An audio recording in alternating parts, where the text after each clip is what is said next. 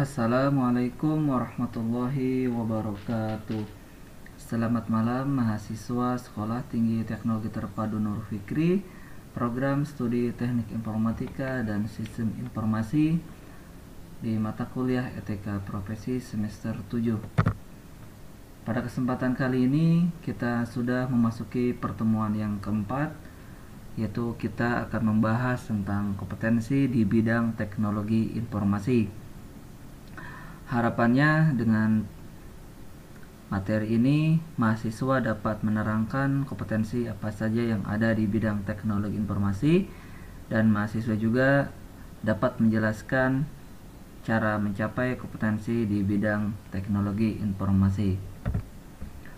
Untuk kompetensi itu adalah suatu kemampuan atau kecakapan yang dimiliki oleh seorang dalam melaksanakan suatu pekerjaan atau tugas di bidang tertentu sesuai dengan jabatan yang disandangnya.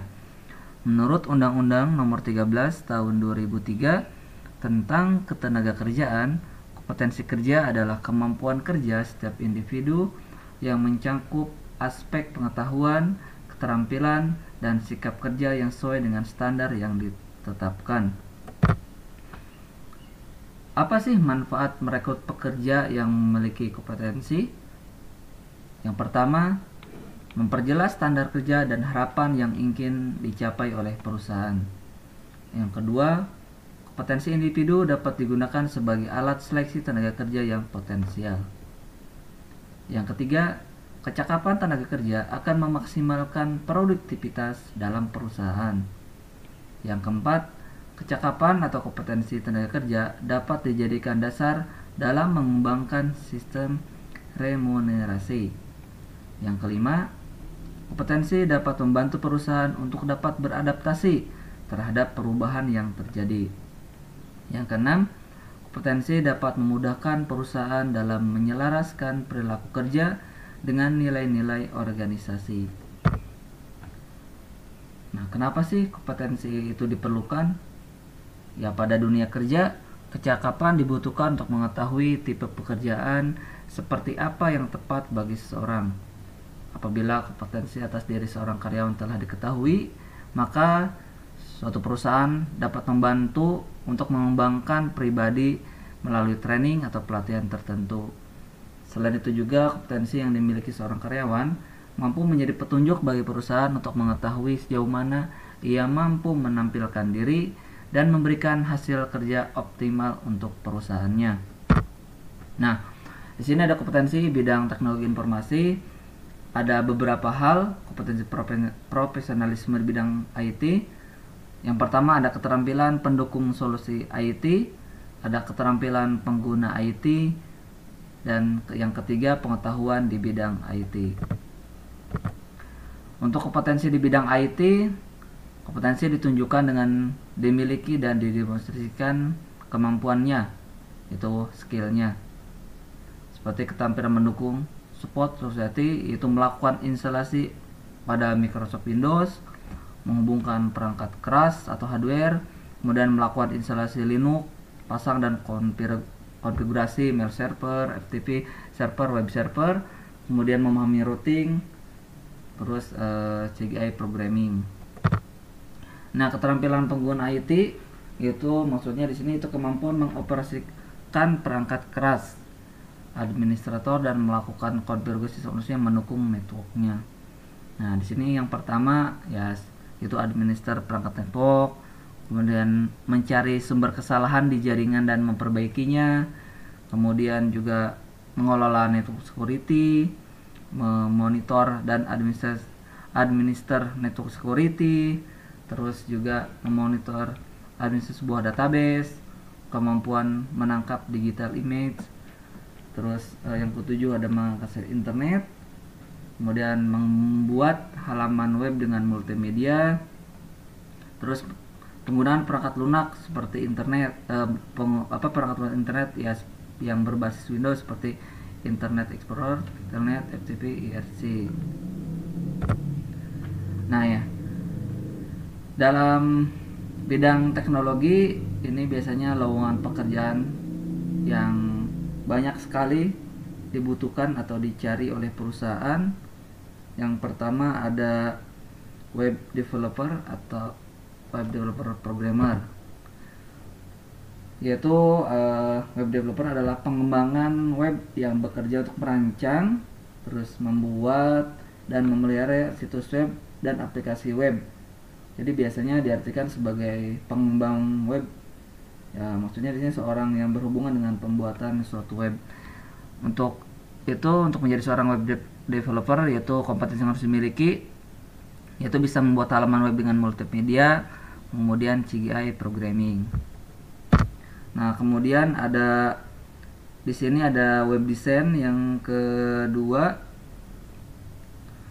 Nah, web design ini yaitu perancang web ya. Maksudnya nih, orang yang memiliki keahlian menciptakan konten presentasi, ya biasanya sih hypertext atau hypermedia yang dikirimkan ke pengguna air melalui World Web atau yang disebutnya www itu, menggunakan web browser atau perangkat lunak web enable lainnya gitu kan, seperti di televisi internet kan. Nah, untuk web design, kompetensi yang harus dimiliki seperti yang pertama, kemampuan menangkap digital image, kemudian membuat halaman web dengan multimedia. Nah, kemudian yang ketiga ada database administrator. Nah, maksudnya di sini itu administrator pangkalan data menggunakan perangkat lunak tertentu untuk menyimpan dan mengelola data.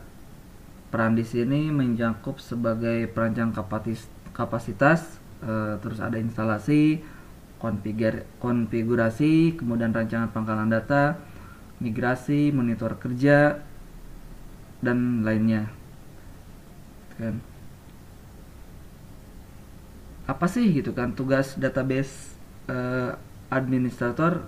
Ya, tugas umumnya yaitu ya ada instalasi, kemudian ada konfigurasi, mengupgrade, dan migrasi. Meskipun sistem administrator umumnya bertanggung jawab untuk perangkat keras dan sistem operasi pada server tertentu kan.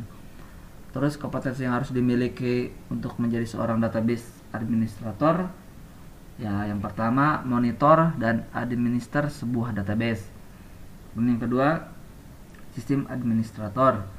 Kemudian harus bisa menghubungkan perangkat keras, melakukan instalasi Microsoft Windows, melakukan instalasi Linux, terus pasang dan konfigurasi mail server, dan yang ketujuh ya bisa memahami routing. Nah, kemudian yang keempat ada sistem atau sistem administrator. Kompetensi yang dimiliki atau harus dimiliki oleh seorang sistem administrator yaitu menghubungkan perangkat keras, kemudian melakukan instalasi Microsoft Windows, terus melakukan instalasi Linux, memahami routing juga, pasang dan konfigurasi mail server, dan yang lainnya. Nah, di sini admin sistem akan memelihara hal-hal penting seperti sistem operasinya, aplikasi bisnis, server webnya, kemudian email, laptop, dan PC desktop. Bertanggung jawab atas pemeliharaan, konfigurasi, dan pengoperasian sistem komputer yang andal, khususnya komputer multi pengguna seperti server. Nah, yang kelima ada network administrator. Network administrator adalah profesional yang bertanggung jawab atas pemeliharaan perangkat keras komputer dan perangkat lunak yang terdiri dari sebuah jaringan komputer. Ya, biasanya tugasnya untuk melakukan konfigurasi, pemeliharaan, terus monitoring jaringan. Untuk menjadi seorang network administrator, kompetensi yang harus dimiliki ya, menghubungkan perangkat keras, administer dan melakukan konfigurasi sistem operasi mendukung network, kemudian administer perangkat network, memahami routing, mencari sumber kesalahan di jaringan dan memperbaikinya, kemudian mengelola network security, dan yang terakhir monitor dan administer network security. Nah, yang selanjutnya keenam ada helpdesk. Nah, di sini untuk menjadi seorang helpdesk, kompetensi yang harus dimiliki ya pengguna perangkat lunak, ya internet berbasis Windows seperti Internet Explorer, Internet, FTP, dan IRC. Kemudian untuk menjadi seorang technical support, kompetensi yang harus dimiliki yang pertama menghubungkan perangkat keras, melakukan instalasi Microsoft Windows, melakukan instalasi Linux, mencari sumber kesalahan di jaringan dan memperbaikinya. Kemudian pengguna perangkat lunak internet berbasis Windows, terus pasang dan konfigurasi mail server, TP server, web server. Nah, ini kompetensi dan kaitan dengan lapangan pekerjaan ya. Untuk yang pertama, untuk seorang programmer yang terbagi menjadi beberapa golongan. Nah, untuk yang pertama ada practical programmer. Ya, biasanya di sini programmer yang baru ingin terjun di bidang programmer dengan kompetensi yang bersifat praktis sehingga bisa digunakan langsung untuk kebutuhan industri. Kemudian ada juga yang dinamakan dengan junior programmer. Ya, maksudnya junior programmer ya berarti ya belum pengalaman, masih di bawah bimbingan langsung dari programmer yang senior. Ya, biasanya hanya dilibatkan pada pembuatan modul-modul program yang sederhana seperti pembuatan bentuk-bentuk gitu kan, IO. Junior programmer sering juga disebut dengan pemrograman aplikasi yang masih dilatih.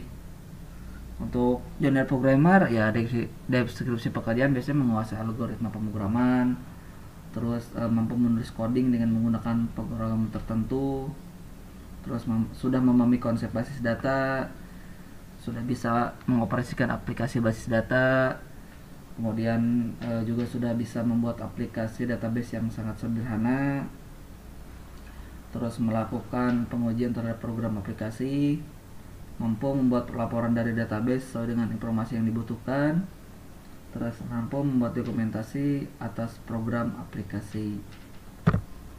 Nah, untuk programmer itu sendiri adalah orang yang menulis kode program untuk suatu aplikasi tertentu berdasarkan rancang bangun yang telah dibuat oleh analis sistem. Untuk deskripsi pekerjaan seorang programmer, yang pertama ya dia menulis program atau yang lebih dikenal dengan ngoding ya dengan menggunakan bahasa program tertentu, ada VB, VBNet, Java, dan lain-lain. Terus memahami konsep basis data, mampu mengoperasikan aplikasi basis data, melakukan pengujian terhadap aplikasi program, melakukan analisis terhadap aplikasi program, terus melakukan riset, desain, dokumentasi, dan modifikasi aplikasi software, melakukan analisis dan memperbaiki kerusakan atau error pada software dengan tepat dan cara yang akurat, terus menyediakan status laporan aplikasi yang diperlukan. Nah, di sini selain ada junior programmer dan ini ada senior programmer. Nah, kalau senior programmer adalah programmer yang menguasai bahasa pemrograman secara teknis dan mampu mengembangkan dan mendalami fitur-fitur dari bahasa pemrograman, serta mampu memaketkan dan mengkostumisasi software aplikasi. Untuk selanjutnya ada analis programmer. Nah, di sini analis programmer adalah orang yang menganalisis sistem dengan mempelajari masalah-masalah yang timbul dan menentukan kebutuhan-kebutuhan pemakai, serta mengidentifikasi pemecahan yang beralasan. Maksudnya lebih memahami aspek-aspek bisnis dan teknologi komputer. Untuk deskripsi pekerjaan, pemrogramer senior yang mampu mengelola proyek pengembangan sistem informasi serta melakukan pengujian sistem terintegrasi. Kemudian juga ada junior web programmer. Nah, di sini yaitu programmer yang memahami dasar-dasar pembuatan web, algoritma pemrograman, dan dasar basis data. Kemudian ada juga web programmer. Ya, adalah programmer web yang menguasai pengembangan aplikasi web berbasis HTML dan ASP.NET atau aplikasi web berbasis HTML dan T2E serta struktur framework atau aplikasi web berbasis MySQL dan PHP gitu kan. Kemudian ada webmaster, adalah programmer web yang menguasai pengolahan dan unjuk kerja di situs web. Kemudian juga ada junior database programmer, adalah programmer yang memahami dasar-dasar pembuatan web, algoritma pemrograman, dan dasar basis data. Ada juga database programmer, adalah programmer yang menguasai perancangan dan pemrograman database menggunakan aplikasi Microsoft Access dan SQL Server gitu kan. Terus juga ada senior database programmer, yaitu programmer yang menguasai data warehousing, perencanaan dan pemrograman database menggunakan perintah SQL tingkat lanjut, yaitu menggunakan aplikasi MySQL, Microsoft SQL Server melakukan proses administrasi database. Selanjutnya ada junior multimedia programmer, adalah junior multimedia programmer yang menggunakan aplikasi berbasis multimedia. Terus ada multimedia programmer, adalah programmer multimedia yang menguasai penggunaan teknologi dan pengembangan aplikasi berbasis multimedia. Selanjutnya ada quality assurance, yaitu melakukan dan membuat rencana pengujian secara statik dan dinamis sesuai dengan prosedur penggunaan dengan prosedur produk. Ada embedded programmer, adalah programmer yang menguasai arsitektur sistem microprocessor, interfacing, dan pemrograman embedded. Nah, yang kedua, selain tadi ada seorang programmer, ada juga kompetensi untuk menjadi seorang operator. Nih, untuk operator itu terdiri ada practical office, ya adalah practical office termasuk operator admin. Seorang practical office harus mampu mengoperasikan perangkat lunak presentasi, pengolah kata, dan lembar sebar tingkat maju. Basic office termasuk level 2 dan level kualifikasi bidang office. Kemudian ada juga basic office. Nah, seorang basic office harus mampu mengetik teknik presentasi dengan Microsoft PowerPoint, menggunakan slide standar dan modifikasi slide master, mengoperasikan printer, web browser, terus juga menggunakan web browser untuk akses internet, akses webnya, terus menggunakan FTP client untuk transfer file dalam jaringan, terus juga mampu mengoperasikan pengolahan kata dan lembar sebar tingkat dasar. Kemudian ada basic helpdesk. Nah, ini termasuk operator teknis. Seorang basic helpdesk harus mampu mengoperasikan PC standalone yang terhubung pada jaringan komputer lokal. Terus juga harus mengoperasikan sistem operasi, mengidentifikasi komponen komputer tingkat dasar, dan melakukan instalasi untuk koneksi internet. Basic helpdesk termasuk level 1 dalam level kualifikasi bidang helpdesk. Nah, untuk selanjutnya ada helpdesk itu sendiri. Seorang helpdesk harus mampu mengoperasikan PC standalone, sistem operasi, kemudian juga harus bisa instalasi internet, antivirus, backup, restore dan recovery data, troubleshooting PC, konversi data, kemudian juga ada teknik pemrograman, gambar vektor, database, HTML dasar. Nah, untuk helpdesk ini termasuk level 2 dalam level kualifikasi bidang helpdesk. Dan yang kelima ada NPS Office, operator admin. Profesional office harus mampu mengoperasikan piranti lunak presentasi, pengolah kata, dan lembar sebar tingkat maju. Kemudian juga mengetik, mengoperasikan printer, web browser dan klien. Kemudian juga antivirus dan perangkat lunak untuk memindai dokumen atau gambar. Untuk professional office di sini masuk level 3 dalam level kualifikasi bidang office. Nah, yang ketiga ini komputer technical support. Jadi yang pertama ada pemrograman, terus yang kedua ada operator, dan yang ketiga ada komputer technical support. Terbagi dari praktikal komputer technical support, adalah teknisi komputer yang secara praktis dapat melakukan pekerjaan berdasarkan kebutuhan dari dunia kerja. Terus yang kedua yaitu ada junior technical support. Ya, maksudnya ini teknisi komputer yang dapat menangani dan merawat komputer beserta perangkat pendukung utama. Ada juga technical support. Nah, di sini adalah staf pendukung teknis komputer yang dapat mengoperasikan PC standalone, instalasi OS, instalasi dan konfigurasi jaringan, instalasi modem dan setting kombinasi komunikasi wireless, instalasi software antivirus, restore dan backup system, dan penanganan awal atau yang terjadi jika ada masalah pada PC. Udah ada senior technical support.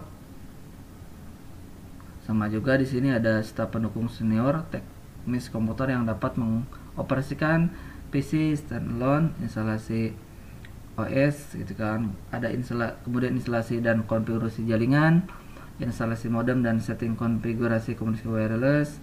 Ada juga instalasi software antivirus, kemudian juga restore dan backup system.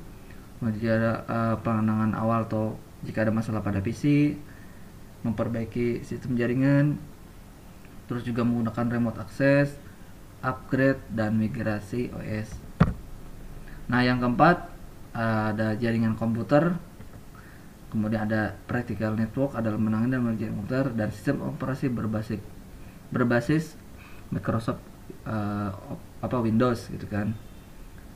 Kemudian ada junior network administrator, adalah menangani dan memelihara jaringan komputer dan sistem operasi berbasis Windows. Kemudian juga ada network administrator, adalah yang menangani dan memelihara jaringan komputer dan sistem informasi berbasis Windows. Dan yang keempat ada senior network administrator, yaitu mengadministrasi dan mengembangkan jaringan komputer. Nah, yang kelima, yang terakhir yaitu ada sistem administrator, terbagi dari 3.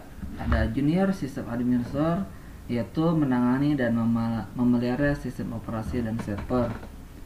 Kemudian yang kedua, sistem administrator, yaitu adalah mengadministrasi sistem operasi serta optimasi sistem dan jaringan komputer dengan tingkat keamanan yang tinggi berbasis Windows. Dan yang terakhir, senior sistem administrator adalah mengadministrasi sistem operasi serta optimasi sistem dan jaringan komputer dengan tingkat keamanan yang lebih tinggi berbasis Microsoft Windows. Itu teman-teman materi pada pertemuan keempat tentang kompetensi di bidang teknologi informasi. Semoga bermanfaat. Wassalamualaikum warahmatullahi wabarakatuh.